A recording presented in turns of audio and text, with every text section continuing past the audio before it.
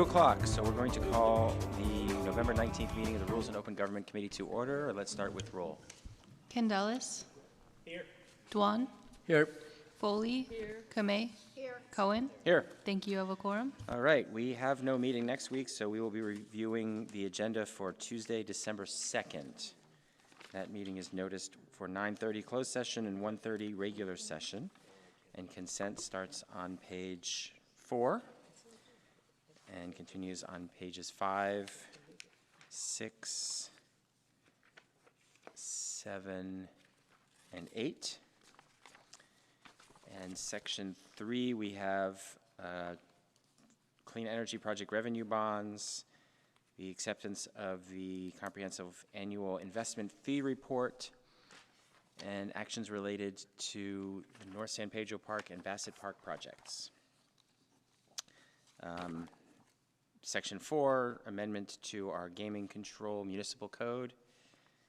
Section 6, the semi-annual report from Climate Smart, San Jose Clean Energy pilot program options, and San Jose Clean Energy customer bill credits.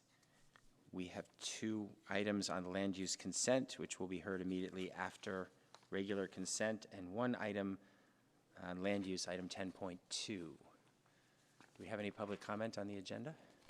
We do not. All right, back to the committee. Do we have motion?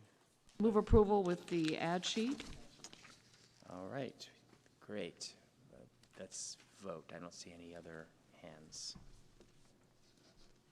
Okay, motion carries 5-0. Thank you so much. And we're on to our consent calendar today. We have 3 items on consent. Public comment? No public comment. No public comment. All right, back to the committee for consent. Move approval. Second. All right, let's vote.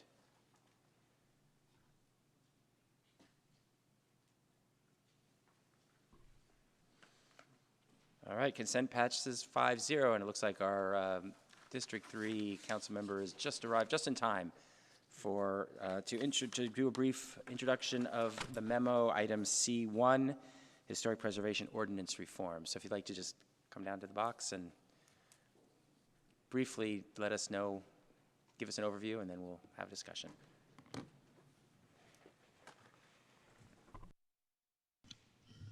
Sounds good. Hello, colleagues. It's my first time at Rules, so good to be here.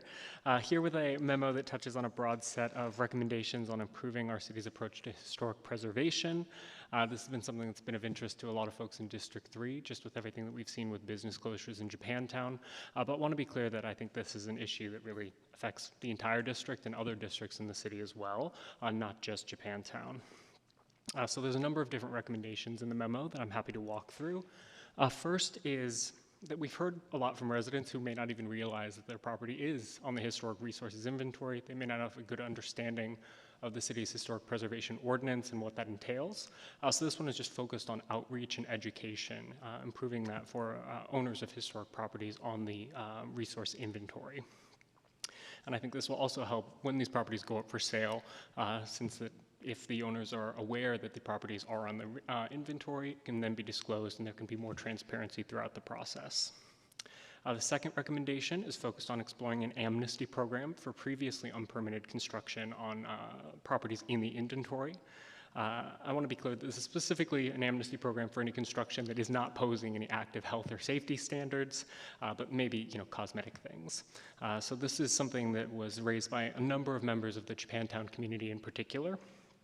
And in our conversations, many people pointed to the distrust in government that occurred after incarceration during World War II, and that in the years following the war, there were many properties in Japantown that may have had unpermitted construction or renovation work, and that now as those properties are being looked to pass on to future generations or be sold or be subject to future investment and renovation, that kind of legacy unpermitted work can pose challenges on all of those fronts. But this is another thing that anecdotally I've seen be a problem far outside of Japantown. I live in a historic home in a historic landmark district, and I see even some of my neighbors have unpermitted work that has happened because they haven't fully understood that their properties were on the inventory and that came with certain requirements, which I think again points to the importance of the first recommendation around more outreach and education. The third recommendation is about providing a simplified legal framework for demolishing or removing certain structures on the inventory where there's blight or substandard conditions and where the historic elements of the building may no longer be evident. So we included an example, a photo of one such property that we think makes sense in Japantown. But within Japantown, when we went on a walking tour with residents, they pointed to over a dozen properties where there's substandard conditions. Potentially the properties have been vacant for many years, and the inclusion on the inventory poses a challenge for forward-looking investment on these properties, whether that's redevelopment or renovation.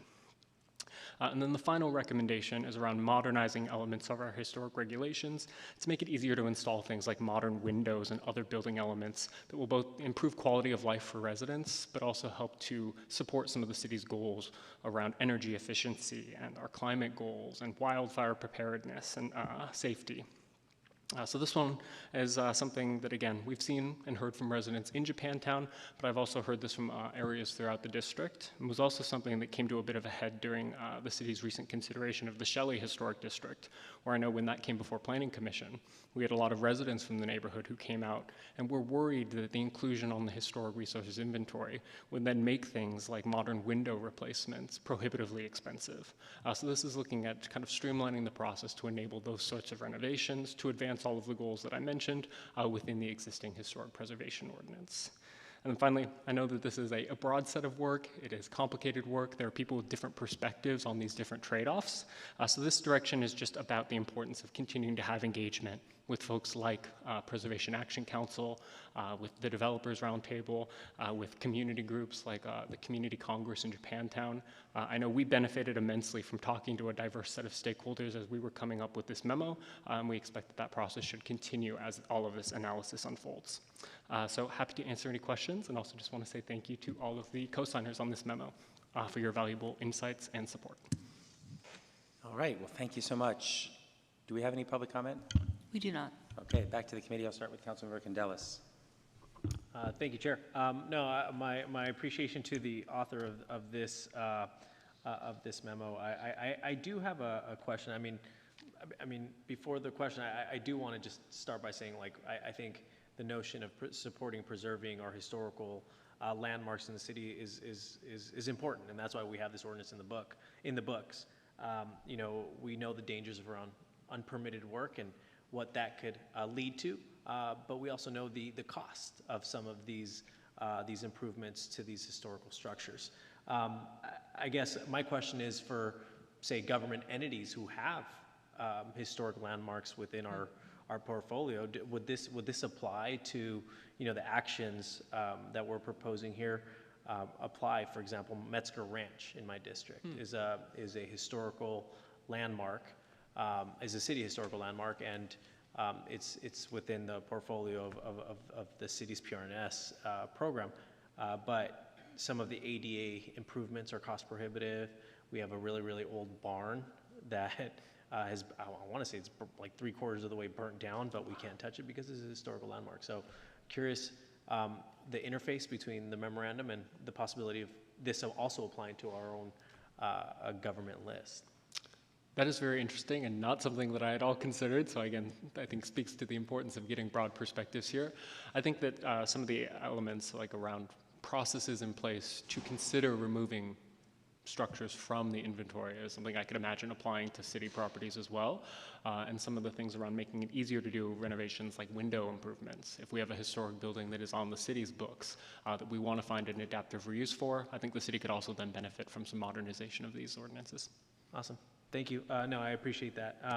No, with that, I'll move your memo for consideration to do a cost analysis. No, not a cost analysis. Do a workload analysis. A workload analysis to come back to us in the next couple weeks, right? And to see what staff has to say, and then we can review it. All right, we have a motion and a second, and that would bring it back for final rules consideration, probably on December 3rd, if not the 3rd, then the 10th. All right, Vice Mayor Foley. Yeah, just briefly, thank you for the memo. Thank you for including me in it. The There is some precedence with the amnesty program as it relates to ADUs. We had an amnesty program for allowing property owners to convert or get permitted ADUs that were unpermitted as long as it was not a health and safety issue. So completely supportive of the memo and look forward to the workload analysis as it comes forward. Thanks. All right, thank you. Councilmember Dewan. Thank you, Chair. Thanks for bringing the memo forward. I just got a quick question. So the inventory for historical landmark, is there a timeline, like certain years to certain years, or only a particular one that is designated as a historical landmark, or in general? I'm by no means an expert on the full extent of the inventory, but from my, exploration of the inventory, it covers a broad range of different types of structures and time periods. There are structures in there that go back to the 1800s and beyond. There's also things as recently as like the 1950s and 60s that are included there. And then the other thing that I'd point to is that there's a bunch of different categories that get included. You have city landmarks and eligible city landmarks, but then you also have things where it's an identified structure, something that was just kind of noted during a previous historic inventory process, but where there may not have been much exploration of the actual merits of historicity for the individual structure.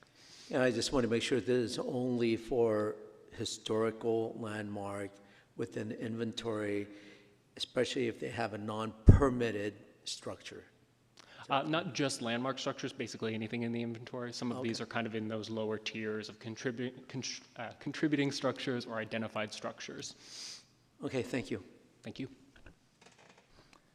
All right, I don't see any other hands, so we have a motion to refer this for workload analysis. Let's vote. Okay, that motion carries 5-0. We look forward to seeing this item back in front of rules in a few weeks.